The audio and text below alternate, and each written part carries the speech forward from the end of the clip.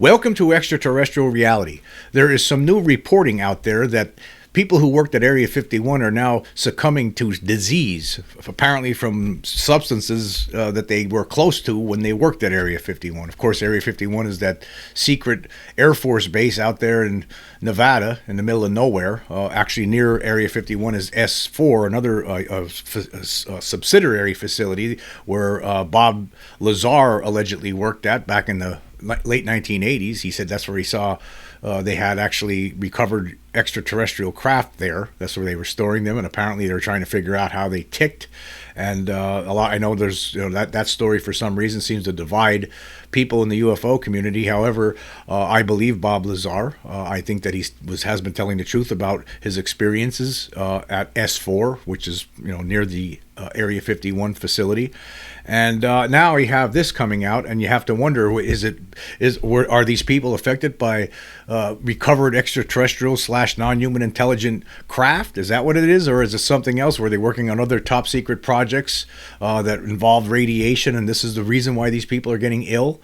I don't know. I guess that's a good question, and maybe we'll find out, but I highly doubt it. I think that these things, government is very good at keeping these kinds of things secret, and I think that we're never going to know why these people are sick, but I do think that they should be at least be taken care of. That's apparently one of the issues here. That's why some of these people are starting to speak up, because it's hard to actually prove that you worked at Area 51, for one thing, because of the highly classified nature of that facility, and so people don't want that on the book. So it's hard to prove that, hey, I deserve these benefits because I worked at Area 51, but it's hard to prove that you actually worked there, according to this article. Anyhow, this article, by the way, is from LAD Bible, and I'll leave the link, of course, so you can check it out for yourself. And the headline reads, "Multiple Area 51 staff have died from same disease after exposure to top secret project. They have also been denied health care due to a lack of record that they ever worked there." Anyway, the article starts off. It says multiple staff at Area 51 have reportedly died or suffered from the same deadly disease after being exposed to a top secret project.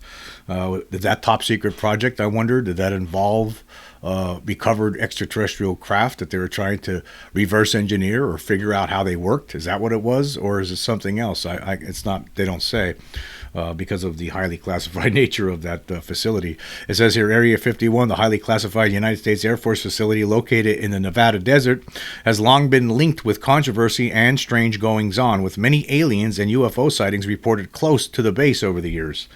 As we know, there is a lot of, when you're just going to stop there for a second, over the decades, right, there have been a lot of UFO reports in Nevada as well as Las Vegas. In fact, I think the most famous case now is the Las Vegas alien incident from 2023. And there's been a lot of other weird stuff that happened in that area throughout the decades. In the 1970s, 80s, 90s, there's always been something going on out in the desert in Nevada with UFOs and alien encounters. I've talked about many of those stories on this show. Anyway, continuing here, it says, even people on Google Maps think that they've spotted some otherworldly sites close to the facility with alien technology supposedly kept there, if you believe in the conspiracy theories. Whatever truly happens there, it often remains top secret, and now some United States Air Force veterans and security guards are claiming that they were handed a death sentence by the government due to the presence of an invisible killer at the facility. An invisible killer. They don't even know what it is that's killing them. So obviously something was being kept there that was very harmful to the health of these people, of anyone who got near it. Well, obviously, there's a lot of people that have succumbed to this mystery disease. Former Air Force Sergeant David Crete, who worked at the Nevada Training and Testing Range between 1983 and 1987, said that the left side of his brain was dying due to atrophy while speaking at the House Veterans Affairs Committee earlier this year. So think about that. So half of this guy's brain is atrophied somehow, and he's looking for health benefits, and apparently he's not readily getting those. Anyway, the article continues. It says he is lobbying for better support for Area 51 veterans, many of whom have been denied health care in the United States because none of the surviving veterans can prove they were exposed to radiation near Area 51, as their work there was so top secret there are no records of them ever being there. Now, let me just stop there. This is absolutely absurd. There has to be some sort of records somewhere for these people. And I understand how the classified top secret nature of Area 51, but you can't leave people like this out there hanging. Right, when they need health care, they need to be able to prove that they work there and that they most likely developed these cancer or whatever they're experiencing while they were working there. There's just too many people, it seems, that that work there that end up getting very sick. According to the article here, it says Sergeant Crete claims that as many as 490 of his former colleagues have died of severe illnesses, including cancer, since serving at the former nuclear site, with the radiation risks also seemingly a huge risk to the servicemen's families. And this is why I thought was really strange. It says here, my wife had 3 miscarriages. One of the guys that I worked with, his wife had 7, he added. So, and then it goes on to say here, it says, all 4 of my children were born with birth defects or significant health problems. It's not their fault. I'm not saying it's mine, but I brought it home. Okay, so basically what he's trying to say here is that, people that work there, not only did they suffer, right, but then it stuck with them. Whatever was going on at Area 51, that whatever ended up causing some people to die, almost 500 people apparently to die from disease, from working at Area 51 apparently, but also it caused other issues. Whatever it was, they brought it home with them. And then it would be, shared with the wife, and then their kids had birth defects, some of them. Unbelievable. So what the hell was going on out there?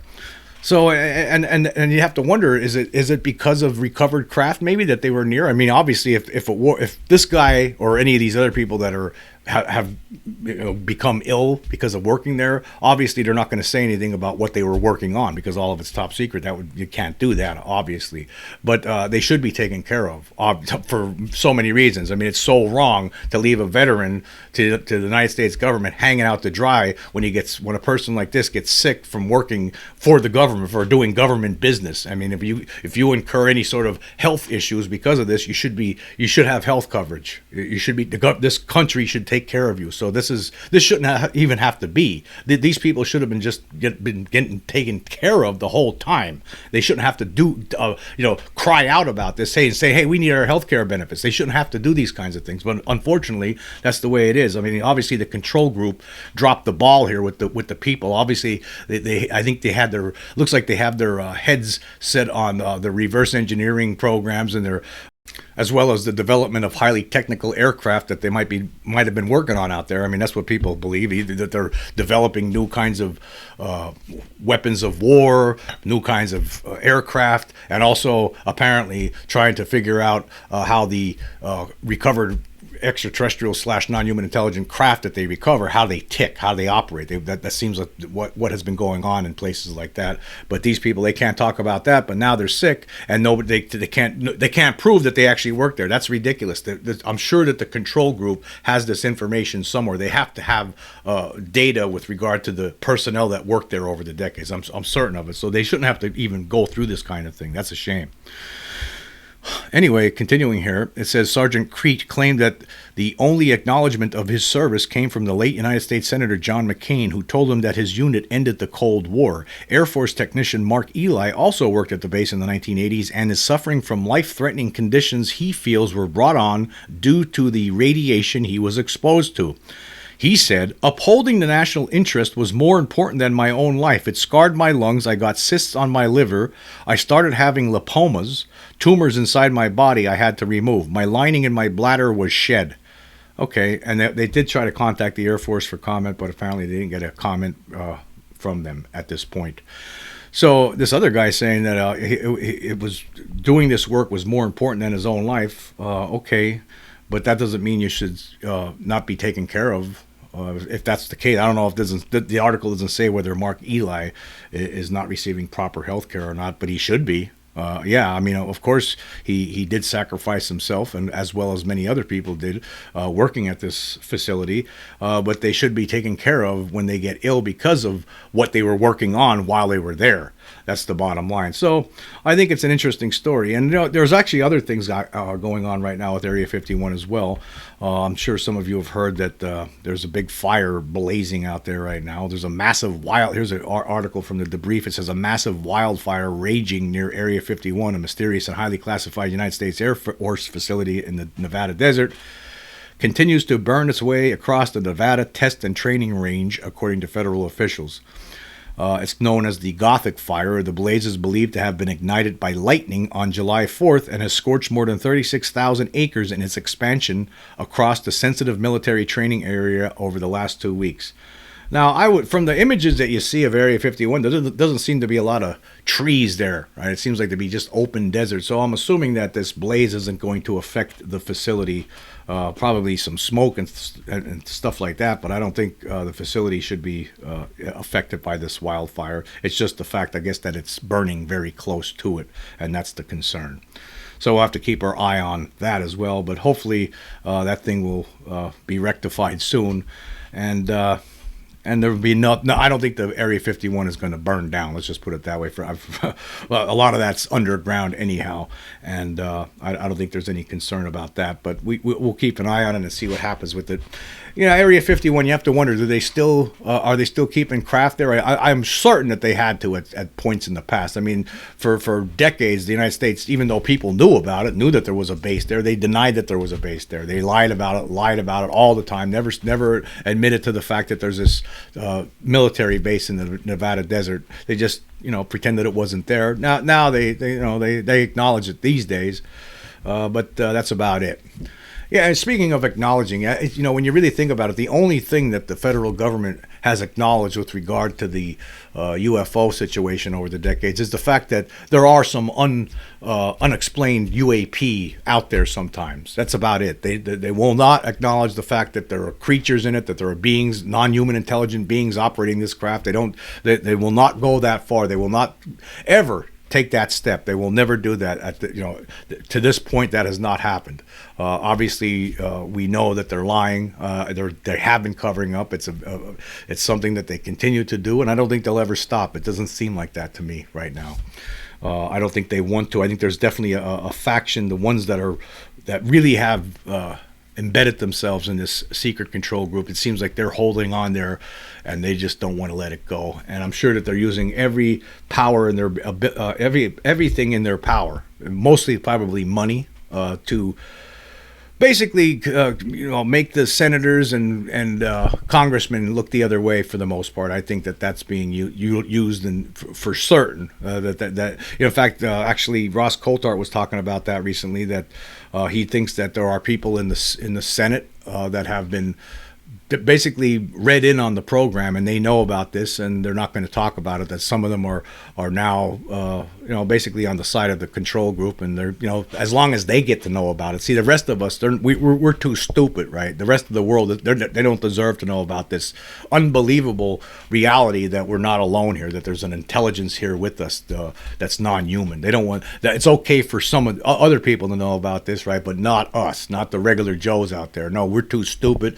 Those other people, we gave them the power, and look what they do. Look what they do with it. They lie to us on a regular basis. You see it all the time. You see what's happening right now in the government with this Epstein nonsense, right? Obviously, they don't want to release that file because there's some names in there that they don't want people to know are pedophiles. So you see how the government operates. They do this, whether it's UFOs, whether it's pedophiles who are working in the government, working for elected officials in the government, whatever the case, right? They're going to lie and lie and lie and cover it up. They're not going to let you know about it.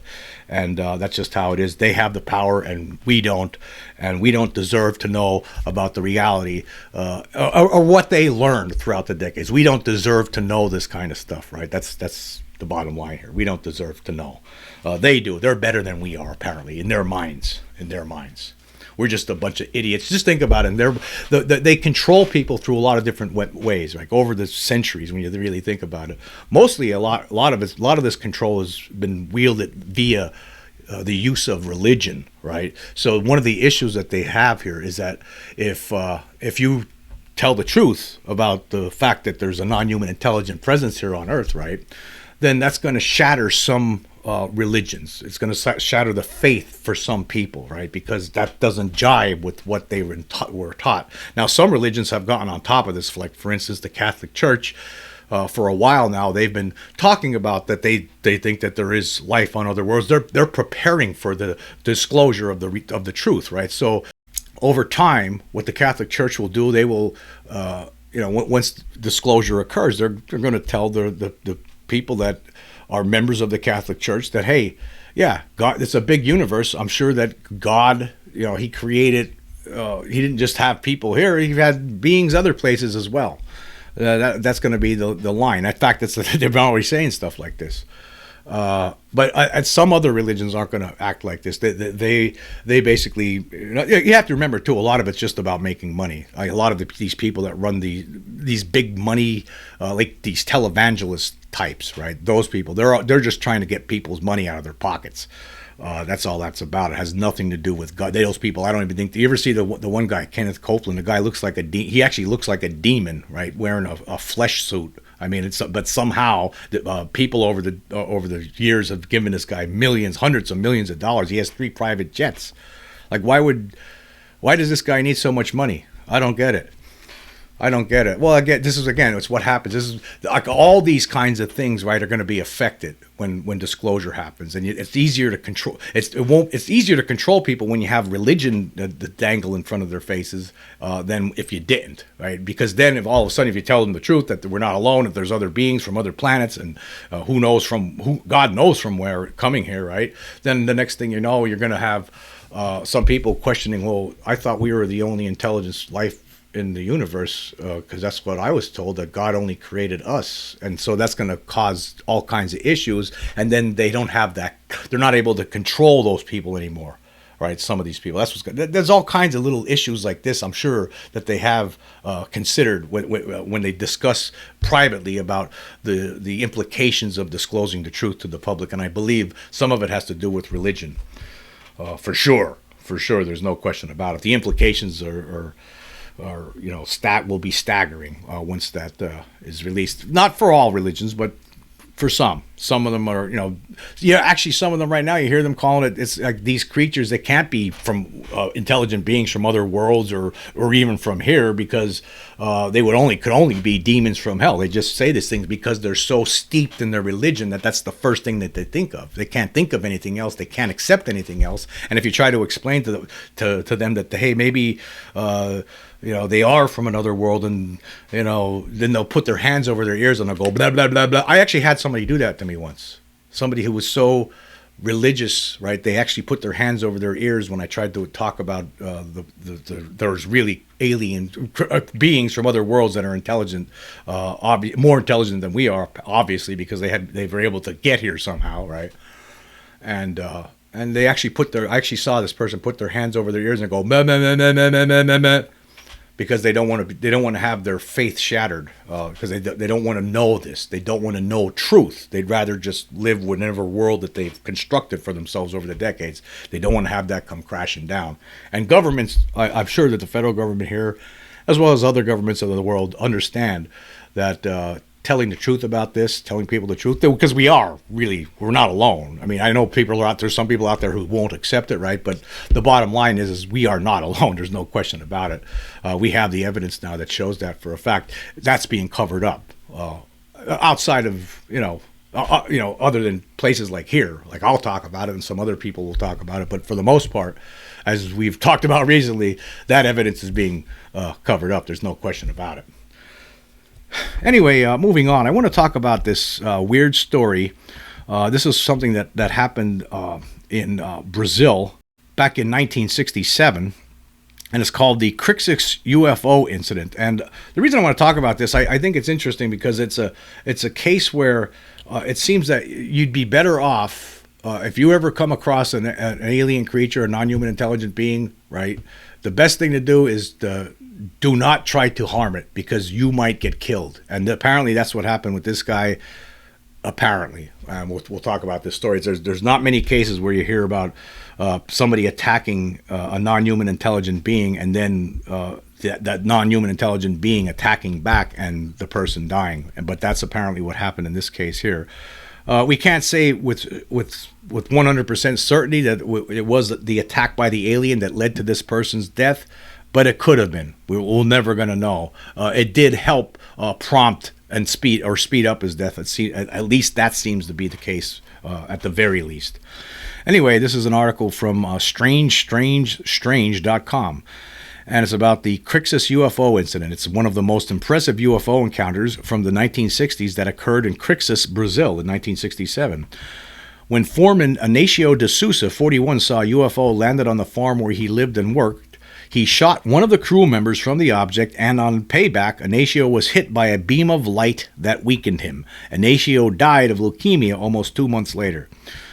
So basically what happened in this story, this guy saw this weird craft, weird creatures. He shot one of them. The creature shot a beam back at him. The beam hit him, and it weakened him, and it caused him to become ill. He fell ill after this incident, right? And then not long after that, he was examined, and it was determined that he had leukemia. No one knows, did he get leukemia from the attack by the creature, or was leukemia boiling up in him for a while and he just didn't know it, and then he was shot by this beam from the creature, and that beam weakened him. No one's ever going to know, but this is a very interesting story nonetheless. And also, it should be a lesson that, like we talked about in previous shows, that maybe it's not a good idea if you ever do see an NHI to try to harm it in any way, because you might be the one who gets harmed, and maybe even permanently harmed. Permanent, like as in the ground harmed. Anyway, it continues here. It says, Inácio de Souza was the father of 5 children and married Maria de Souza. He was a simple and illiterate man, but the farm owner where he had worked and lived since 1961 regarded him highly. Also, he was well respected in the community and a well-known marksman. Inácio and his wife were returning home to the farm in Santa Maria between Pilar de Goiás and Crixus in the state of Goiás around 4 p.m. on August 13th, 1967. When the couple arrived home, they noticed a strange object on the property's landing strip. The Brazilian Air Force commonly used the landing strip with the consent of the farm's owner. Inácio had a good knowledge of aircraft because of that, but he had never seen or heard of a UFO or flying saucers. Let me just stop there for a second. I find that interesting. This guy apparently at that time never heard of UFOs, flying saucers, didn't know anything about it. See, this is what happens when governments decide to cover this kind of stuff up. Then people are, when they do encounter these things, they're caught completely off guard. They don't know what to expect. They don't even know what they're looking at, and they're just completely leveled. They don't know what's going on. And that's what happens when you cover something up because by this time, 1967, we're talking, we knew about this for 20 years. This thing started in 1947. This guy should have known that there were things out there like UFOs and flying saucers, but this guy apparently knew absolutely nothing about this. In fact, he thought these were just people. He didn't even know about they were aliens. That he never even thought that in his head. That's another interesting aspect to this story. It continues here. It says, this object had the shape of an upside-down basin and was estimated to be 35 meters in diameter. 3 men were wearing a one-piece suit the color of their skin near this device. And here was De Souza's. He described the scene. He says, Maria and I went back to Crixus, and the beings were there. I assumed they were visitors, but the type of plane they were flying in made me nervous. They had the same appearance as us, except that they were bald. They were playing in silence like children. When they saw us, they pointed at us and began running toward us. About that time, I yelled to my wife to go inside. I shot the one closest to me because I had my Winchester rifle. As I exited the door, a green light flashed in my chest on the left side like a flashlight. I landed on the floor. My wife ran toward me, taking the gun, but the men were already back on the plane, which took off in a vertical flight at high speed and making a noise similar to bees. Okay, I find that very interesting. Of course, I've talked about this before. Some people describe this sound that the craft makes sometimes when they see craft up close. They sound like bees or an electrical transformer. That was when I heard a humming sound back in 1977 when I woke up in my room in the attic, and the creature was standing by the bed there. During that whole 20-minute long incident, I heard this loud humming sound, like electrical transformer or bees. And now I wonder, maybe the craft was right above the roof. I mean, I was in the attic. I was sleeping in the attic at the time. So maybe the craft was right above the roof, and that's what the noise I was hearing. There was a craft right there, and the creature was inside the house doing what, I don't know. I guess we'll never know, because I eventually got knocked out and then woke up the next day and there was nothing there. So anyway, continuing. It says here, the Crixus UFO incident, also known as the Inácio UFO encounter, came to the knowledge of ufologists through the farm owner, ASM. According to the researchers, he asked to remain anonymous. So the farm owner's name was, all we have is here is initials, ASM. He was not present when the case occurred. He arrived at the scene 3 days after the event, finding Ignacio already ill. Later, he contacted ufologists from the Gacho group for the investigation of non-identified aerial objects, chaired by ufologist Felipe Machado Carrion. ASM, besides being the farm's owner, was an entrepreneur. And this is what he said. He says, I arrived at the farm 3 days after the event and did not know anything. Getting off my plane, Ignacio's wife was waiting for me and said he was sick, as he was a strong man who never fell ill. I went to his house and, seeing him lying down, I said to him emphatically, what's the matter with you? Then he replied, boss, I killed a man. I was surprised and I asked him, but how could you do that? And who had been frightened by these men thinking they were going to kidnap the family? And then Ignacio described the attacker as wearing tight yellowish or skin-colored tight suits. At first, he thought they were naked until they got closer. Mr. ASM was already aware of ufological facts, but chose not to discuss them with Ignacio, who believed that the men he had seen were from the city of San Paulo. The farmer then decided to examine the UFO's landing site to see if there were any bloodstains from the man injured by Ignacio. He found no trace of blood or stains, and of course there was nobody there. This puzzled the owner because Ignacio never missed a shot from 60 meters away. In addition, Ignacio had a wound on his conscience for having killed a man. So this guy really thought he killed the guy because he shot him apparently, at close range, and thing fell over. Anyway, continuing here, it says, still, on the first and second days, he suffered from nausea, tingling, and numbness throughout his body, and his hands were shaking, according to ASM. I decided to transport him to Goiânia for a thorough examination and advised him to remain silent about the situation. In Goiânia, the doctor, who had no idea what it was, noticed a 15-centimeter diameter circular burn on the left side of the trunk, almost up to the shoulder. And he gave him some sort of an ointment to treat himself with and to treat this burn with. And he diagnosed the other symptoms as being caused by a weed which he assumed Ignacio ate. I decided to inform the doctor of what had occurred. Did anyone else see these pale men? He inquired, surprised. My wife, Ignacio replied. No, I said you. He then decided to ask Ignacio if he had ever seen this type of aircraft or if anyone had ever mentioned it to him. No, sir, I've never seen or heard of it, Ignacio replied. The doctor then requests payment for Ignacio's clinical hospitalization as well as a complete examination of his feces, urine, and blood. Ignacio was sent home 4 days after being placed under observation. The doctor informed that Ignacio's case was fatal and that tests revealed that he had leukemia, a type of blood cancer, and that he had only 60 days to live. He also stated that he would forget everything that had it occurred as if nothing had occurred because he had a name to protect and that all of this would only cause panic in the community. As for me, I haven't heard anything and have no idea. I have a reputation and this is a case of leukemia for me. So even these people back in 1967 that were all part of this, the guy who was dying, the guy's boss, they all decided, you know what, we're not going to talk about this case. We're going to all pretend it's just a case of leukemia and we don't want to cause a panic in the community. So that's what happened in that incident. So very interesting. And there's more to this story. He ended up dying basically on October 11th, 1967, less than 2 months after this incident. And despite his agony, Ignacio advised his wife to burn the mattress, bed, and belongings after his death. Nobody can confirm or deny that Ignacio had leukemia before his UFO encounter, nor if the encounter speeded up the fatal disease. So I think that was a very interesting article, a very interesting story because was the leukemia caused by the beam from the alien, or was it something that was already brewing in this guy, and maybe the shot from the alien just helped speed up the process and made the guy ill and caused him to end up in the hospital where it was determined that he had leukemia and he ended up dying from it. But it does, it just goes to show that maybe you shouldn't shoot at these things because if you do, you don't know what you're going to get in return. And you've heard stories before about dogs that chase after creatures. I mean, I've talked about stories like that before on here, where a dog ends up getting killed by these creatures sometimes. And here's a case actually from 1981 where this apparently happened. Early February 1981 near Mount Airy in North Carolina. This is from thinkaboutit.com. I'll leave a link here so you can check this one out as well. And it's just a small little report here. It says the witness was out milking his cow, accompanied by his hunting dog, when suddenly the animal began to bark and run wildly, sniffing the ground.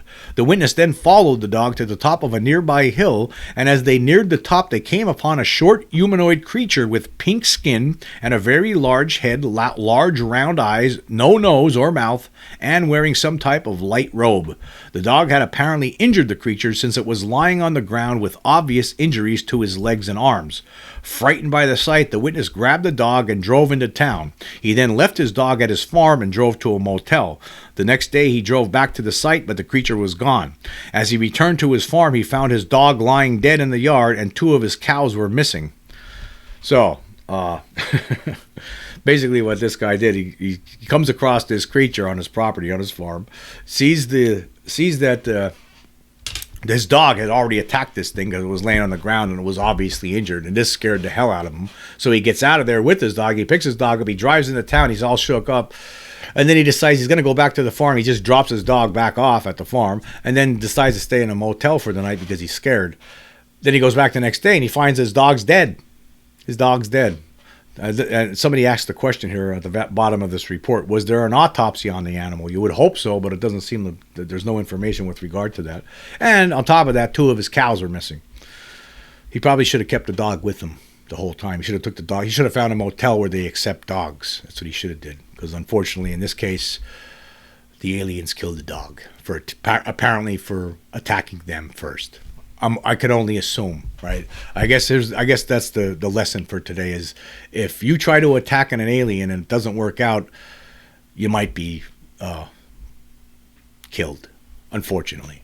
Just keep that in mind. That's why, I was talking just recently, we just went over some of the recent Spotify polls I built in the previous episode, and I was talking about how, I gave a bunch of different choices about what would you do if you saw a cloaked alien in a tree looking down at you. And one of the choices was throw a rock at it, and some people picked that choice.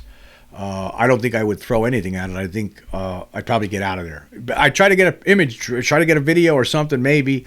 It all depends, but I would not try to attack any of these creatures. If I ever came across one, I don't think I would try to attack one, right? Because you don't know what you're going to get. And probably when you really think about it, it's lucky in a lot of these cases. Like you have to wonder what would have happened in the Las Vegas case had those people opened fire on those creatures in the backyard. Would they still be here with us? I wonder. I wonder what would have happened. Anyway, I just want to say this. I want to say thank you all for joining me today. Until next time.